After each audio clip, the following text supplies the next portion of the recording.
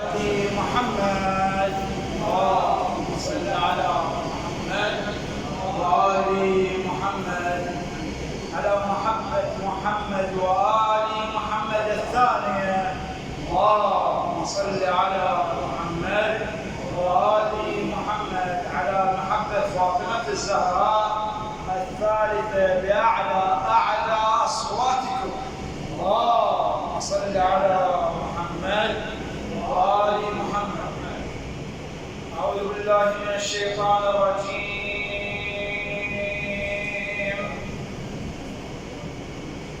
بسم الله الرحمن الرحيم. صلى الله عليك يا مولاي يا رسول الله.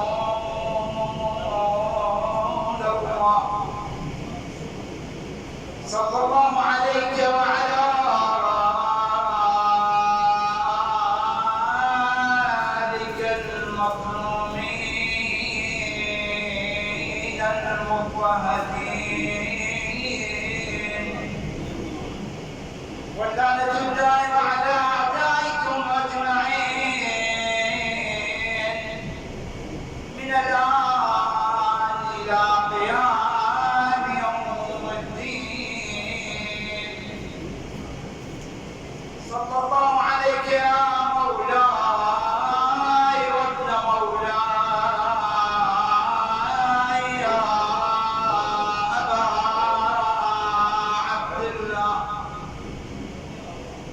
يا رحمة الله الواسعة ويا باب نجاة الأمة. حبيب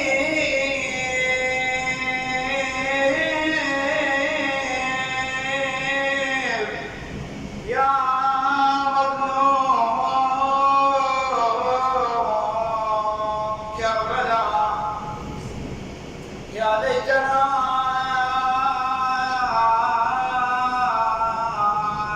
كنا معكم سادتك فنفوز فوزا عظيما.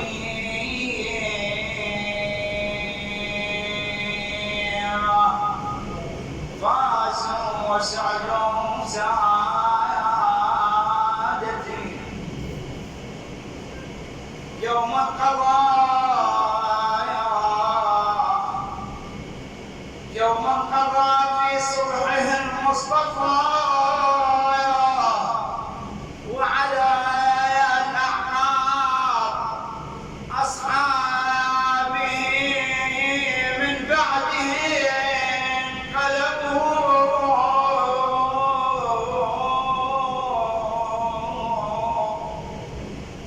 قادوا أخاهم أمير المؤمنين وعطوه ضلع بضعته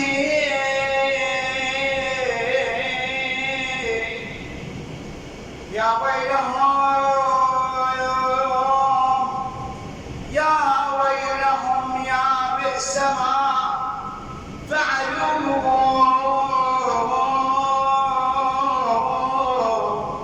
غضب الجبار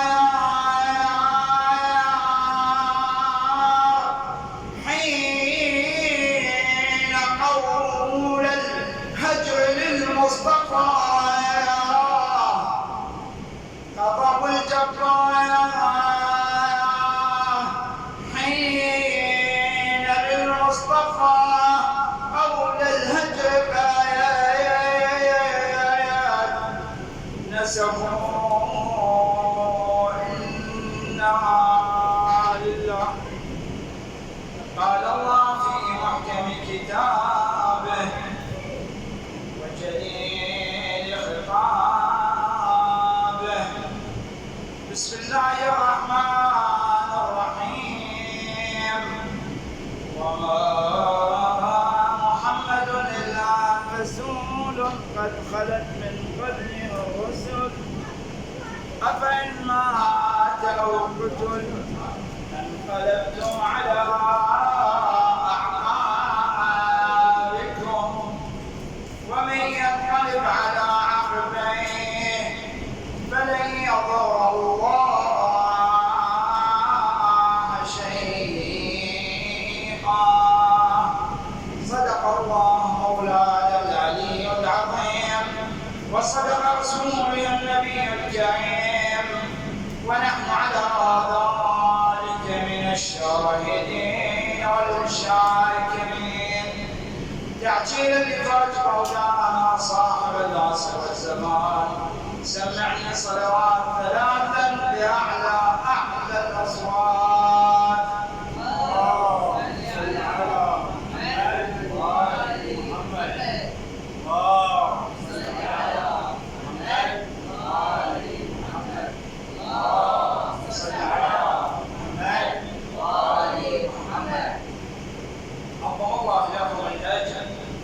باستشهاد المولى أبي عبد الله الحسين وأهل بيته وأصحابه صلوات الله وسلامه عليهم أجمعين.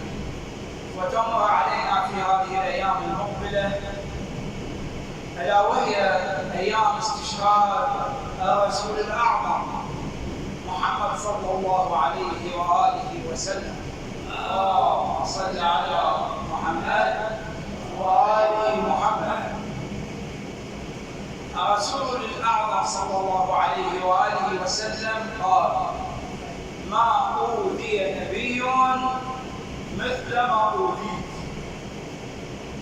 ايش قد أذوا الأنبياء والمرسلين والأوصياء صلوات الله وسلامه عليهم أجمعين لم يؤذوا من قومهم مثل ما أوذي رسول الله صلى الله عليه وآله وسلم. أوذي في حياته وأوذي بعده مماته.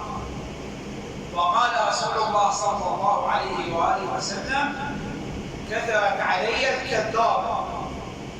في زمان رسول الله صلى الله عليه وآله وسلم البعض مما يسمون أنفسهم الصحابة كانوا يكذبون ويؤولون ويقولون رسول الله ما لا يقوله صلى الله عليه وآله وسلم. رسول الله صلى الله عليه وآله وسلم كما تعلمون ولد في عام الفيل، يعني منذ ولادته كان يوم مبارك ويوم معجزة، ألا وهو يوم الله سبحانه وتعالى هجم أصحاب الفيل عندما أرادوا أن يهدموا الكعبة بحجارة من سجيل. يعني منذ ولادته فهو معجزة صلى الله عليه وآله وسلم. وكما قلنا في مجالس من قبل أن رسول الله صلى الله عليه وآله وسلم كله معجزة. كان جده عبد المطلب يعلم بأن أمه حامل برسول الله صلى الله عليه وآله وسلم، كذلك عمه أبي طالب، كذلك أباه عبد الله، وأمه آمنة بنت وهب رضوان الله تعالى عليها. يعني كما تعلمون رسول الله صلى الله عليه وسلم ليس أقل شأنا من عيسى بن مريم، وهو سيد الكونين. رسول الله صلى الله عليه وآله وسلم هو أعظم خلق الله سبحانه وتعالى. كان عيسى بن مريم أنيس لأمه وهي حامل فيه، وكانت كذلك ابنته السيدة الزهراء أنيسة لأمها خديجة وهي في بطنها وهي حامل فيها. كان رسول الله صلى الله عليه وآله وسلم يدخل على السيدة خديجة ويراها تتحدث فيقول لها: يا خديجة مع من تتحدثين؟ فتقول: أتحدث مع الجنين الذي في بطنك. فكيف برسول الله؟ طبعا هذه المعاجز قد أخفوها علينا، لقد قللوا من شأن رسول الله صلى الله عليه وآله وسلم في كثير من الروايات والأحاديث. هذا تقليل من شأن رسول الله صلى الله عليه وآله وسلم. أمير المؤمنين انشق له جدار الكعبة، فكيف برسول الله صلى الله عليه وآله وسلم عندما كان في بطن أمه؟ ماذا كان يفعل؟ كيف كان يؤنس أمه؟ كيف كان عبد الله أبيه عليه السلام؟ طبعا رسول الله تعلمون ولد يتيم، لكن هل معقول بأن والده عبد الله لم يعلم بزوجته آمنة عليه السلام رضوان الله تعالى عليها بأنها حامل برسول الله صلى الله عليه وسلم؟ احنا عندنا عقيدة الشيعة الموالين، عقيدتنا بالله سبحانه وتعالى وبرسول الله وبالأئمة المعصومين عقيدة راسخة لا تزعزعها هذه الأقوال من القوم الذين يقللون من شأن رسول الله صلى الله عليه وآله وسلم. ورسول الله صلى الله عليه وآله وسلم كله معجزة. بعد ذلك رسول الله تربى وترعى على يد جده عبد المطلب رضوان الله تعالى عليه، وعبد المطلب وهو شيخ البطحاء، ومن بعد وفاته أوصى به إلى عمه أبي طالب رضوان الله تعالى عليه. البعض عليهم لعان الله مما يسمون أنفسهم المسلمين يقولون أبي طالب أو عبد المطلب ماتوا مشركين، يقللون من شأن رسول الله صلى الله عليه وآله وسلم وأمير المؤمنين بهذه الأقاويل. لكن هذه الأقاويل لم تمشي علينا. رسول الله صلى الله عليه وآله وسلم كان في الأصلاب الطاهرة والأرحام المطهرة، لم تنجسه الجاهلية. يعني في زيارة أبا عبد الله نحن نقول إلى أبي عبد الله هكذا، فكيف برسول الله صلى الله عليه وآله وسلم؟ ألم يكن هو ابن الزهراء وابن أمير المؤمنين وابن رسول الله؟ صح ولا لا؟ يا بعض رسول الله صلى الله عليه وآله وسلم أم الحسين؟ أكيد رسول الله صلى الله عليه وآله وسلم أعظم من الحسين وأبي الحسين وأم الحسين صلوات الله وسلامه عليهم أجمعين. كان عبد المطلب على الدين الحنيفي لإبراهيم الخليل عليه السلام، وإبراهيم الخليل ما كان إبراهيم يهوديا ولا نصرانيا، ولكن كان حنيفا مسلما. كمل الآية ما حافظها. ولكن كان حنيفا مسلما، يعني لا يهودية لا نصرانية، إنما الإسلام وحده هو دين الله سبحانه وتعالى. إنما شخص من النصارى نصارى وشخص اسمه يهوذا هود اليهود كما يقول رسول الله صلى الله عليه وآله وسلم.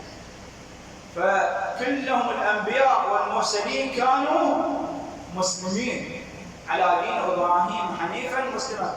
الله سبحانه وتعالى يقول سماكم أبيكم إبراهيم سماكم المسلمين، يعني ما كانت شغلة يهودية ولا نصرانية.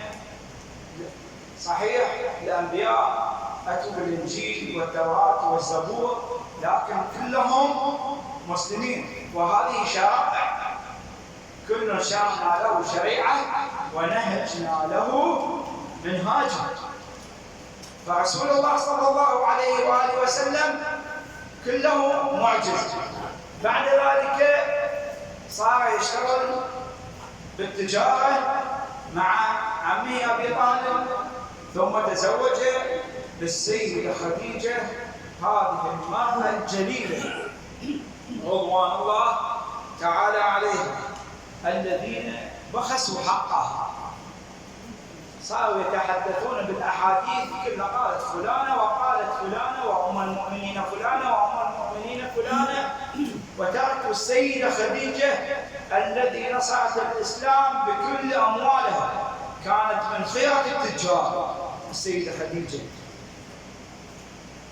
السيدة خديجة بذلت كل أموالها في سبيل الله عندما حوصر المسلمون في شعاب أبي طالب 3 سنوات، حتى تقول المرأة الذي لم نذكر اسمها تقول إلى السيدة فاطمة الزهراء عليه السلام: أترين أن أمك صاحبة فضل علينا يا فاطمة؟ كانت تؤتي السيدة فاطمة الزهراء عليه السلام بهذه الأقوال. يعني مرت أبوي من عادت يعني مرت الأبو.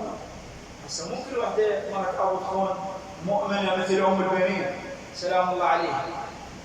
عرف هذه المرأة ما تحب السيدة خديجة الحميراء، فكانت تؤذي السيدة فاطمة الزهراء عليه السلام بهذه المعاملة.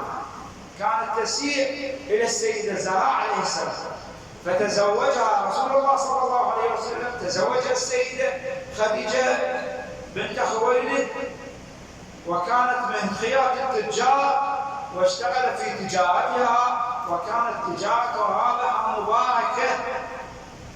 ثم العام الذي توفيت فيه هي وعمه أبي طالب سماه رسول الله صلى الله عليه وسلم بعام الحزن، قد ما حزن على السيدة خديجة وعلى عمه أبي طالب. ثم بعد ذلك رسول الله صلى الله عليه وآله وسلم لاقى من قومه ما لاقى من الأذى. طبعا هذا في بداية البعثة، في بداية ظهور الإسلام، عندما جهر الدعوة الإسلامية، عندما بلغ عمره 40 آذوه. كان الثاني أراد أن يقتل رسول الله صلى الله عليه وسلم 7 مرات. خير 7 مرات حاول أن يقتل رسول الله صلى الله عليه وآله وسلم. وبعدما بلغ رسول الله صلى الله عليه وآله وسلم بأمير المؤمنين هو الوصي من بعده، كذلك أراد يقتله هو ومجموعة من العصابة في العقبة. كتبوا كتاب فيما بينهم أن إذا مات رسول الله صلى الله عليه وسلم، هم ما يقولون رسول الله، يقولون إذا مات ابن أبي كبش، إذا مات ابن أبي كبش ينسب الخلافة عن أهل بيته، ينسب الخلافة عن علي بن أبي طالب. ثم قدير بايعوا أمير المؤمنين وقالوا له: بخ لك يا ابن أبي طالب، أصبحت ونسيت مولاي ومولى كل مسلم ومسلم. لكن طبع نفاق أبناء الحرام لا يحبون أبناء الحلال. ورسول الله صلى الله عليه وآله وسلم قال له: يا علي، لا يحبك إلا مؤمن ولا يبغضك إلا منافق. وقال له: يا علي، لا يبغضك إلا ابن 3، ابن حيض أو ابن زنا أو مطعون في جانته. يعني إلى يومنا هذا كل من يشك في أمير المؤمنين وفي أحقيته في الخلافة وفي الولاية فليتأكد من أصله. يقول أنا شيعي، يجوز هذا ربه بين أم وأبو شيعة، لكن هو أشعر والعياذ بالله. فهذا مشكوك بأمره، كان شيعي أو كان من غير طائفة. من أي طائفة يكون؟ بدون مسميات، من أي طائفة يكون ويشك في ولاية أمير المؤمنين وفي أحقيته في الخلافة وفي حقية أهل بيته من بعده، فهذا مشكوك في أمره. خاف البعض يقول: ها رسول الله صلى الله عليه وسلم هو يعلم ويعلم الغيب ويعلم علم الخفايا والمنايا، كيف تزوجه بفلان وفلانة، أو كيف صاحب فلان وفلان. رسول الله صلى الله عليه وآله وسلم ما مشى وياهم بالمعجزات. مع ذلك قال رسول الله صلى الله عليه وآله وسلم: إن الأئمة من بعدي 12 خليفة، أئمة هدى، أولهم أخي هذا علي بن أبي طالب.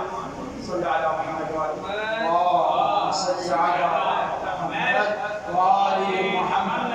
ثم وضع يده على كتف الحسن وقال: ثم ولدي هذا. ثم وضع يده على كتف الإمام الحسين قال: ثم ولدي هذا. ثم من بعده من ذريته 9 معصومين صلوات الله وسلامه عليهم اجمعين. قال: ثم من بعده ولده علي، ثم من بعده ولده محمد سميه ويدعى الباقر، وهو باقر علوم الاولين والاخرين. ثم من بعده ولده جعفر، ثم من بعده ولده موسى، وهو شبيه موسى خالق البحار. طبعا هذه روايه نقلها سلمان المحمدي رضوان الله تعالى عليه. ثم من بعده ولده علي، وهو سميه أخي علي بن أبي طالب. ثم من بعده ولده محمد، الذي يكون ولادته معجزة للأمة، لأن أول إمام كان معجزة واستلم الإمامة وهو في صباه هو محمد الجواد سلام الله عليه، كان صبيا وصار إمام. ثم من بعده ولده علي يدعى الهادي. ثم من بعده ولده الحسن. ثم من بعده سميه محمد ابن الحسن المهدي، يملأ الله به الأرض رزقا وعدلا كما ملأت ظلما وجورا. صلى الله على محمد وآل محمد. وكان رسول الله صلى الله عليه وآله وسلم كل يوم في الصباح وفي المساء يقف على باب السيدة الزهراء عليه السلام ويقول: باب فاطمة بابي وحجابها حجابي. ويقول: بسم الله الرحمن الرحيم، إنما يريد الله يذهب عنكم الرجس أهل البيت ويطهركم تطهيرا. وصل على محمد وآل محمد. فقالت له أم سلمة: أنا منكم يا رسول الله؟ قال لها: لست منا، لكن أنت على خير يا أم سلمة. هذه أم طاهرة زوجة رسول الله صلى الله عليه وسلم التي لازمت السيدة الزهراء عليه السلام وأمير المؤمنين والحسن المجتبى عليه السلام والحسين عليه السلام حتى استشهاده وبعد استشهاده.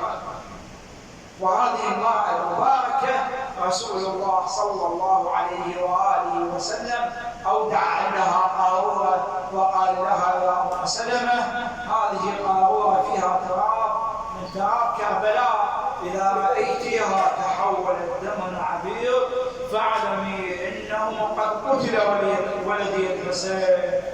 مع ذلك أيها المعزين أيها الموالين، عندما أراد خروج الإمام الحسين عليه السلام من المدينة تعلقت في ثيابه أم سلمة رضوان الله تعالى عليها وقالت له: ولدي يا حسين، لا تخرج إلى العراق فإنهم سيقدروا كما قدروا وباك أمير المؤمنين وكما قدروا بأخيك الحسن. فقال لها: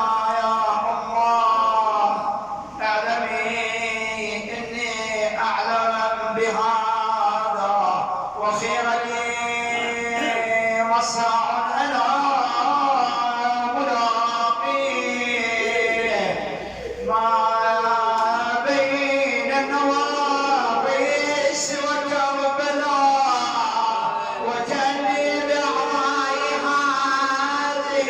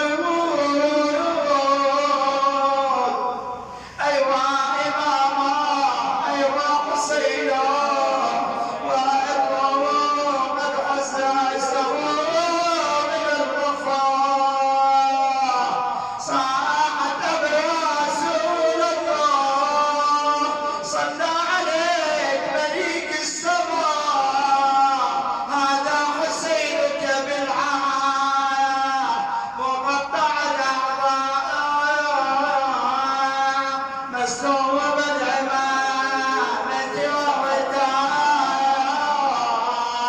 مقطوع الراس من الرفوع